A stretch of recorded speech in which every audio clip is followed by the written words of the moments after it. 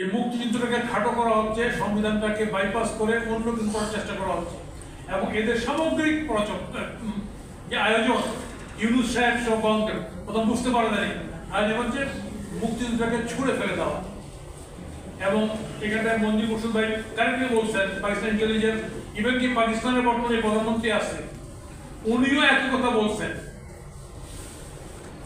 আজকে আমাদের এই স্বাধিকার থেকে স্বাধীনতা এবং তারপরে এখন যে আকাঙ্ক্ষা সে আকাঙ্ক্ষা পরিষ্কার বলতে চাই আমরা, আমাদের যে ভিত্তির উপর দাঁড়িয়ে এই দেশটা জন্ম হয়েছে সেই ভিত্তির উপর দাঁড়িয়ে আমাদের আকাঙ্ক্ষা পূরণের যাবতীয় পদক্ষেপ আইনের শাসন, এই আইনের শাসন যদি প্রতিষ্ঠা করতে পারি আমরা, তাই না, প্রতিষ্ঠা করে সংরক্ষিত করতে পারি, আমার বিষয়ে বাংলাদেশে মানুষের গণমানুষের মুক্তির আকাঙ্ক্ষা যেটা পূর্ণ হবে। আমরা প্রতিটা মুহূর্তে কারেন্টলি বলছেন বিষয়ে যে আমরা আইনের স্বাধীনতা পাচ্ছি না, ন্যায়ের শাসন পাচ্ছি না। তো আজকে সমস্ত এখনো বিভিন্ন জায়গায় একটা মব সংস্কৃতি, পুলিশের দৌরাত্ম সামগ্রিকভাবে আমাদের অগ্রগতিকে কুড়ে করে খাচ্ছে। বর্তমান সরকার যে নীতি নিয়েছেন, বিগত ফ্যাসিস্ট পতিত সরকার যে নীতি নিয়েছে তার উল্টা দিক নিয়েছেন।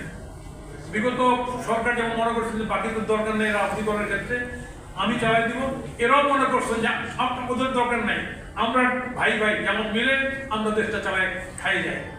এই যে অবস্থা, এই অবস্থা উত্তরণের জন্য বাংলাদেশে সমস্ত রাজনৈতিক শক্তির অংশগ্রহণটা কিভাবে নিশ্চিত করা যায় তার একটা যৌক্তিক আন্দোলন গড়ে তুলতে হবে।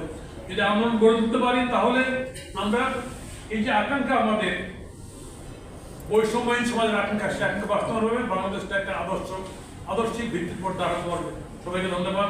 জয় বাংলা, জয় বাংলা।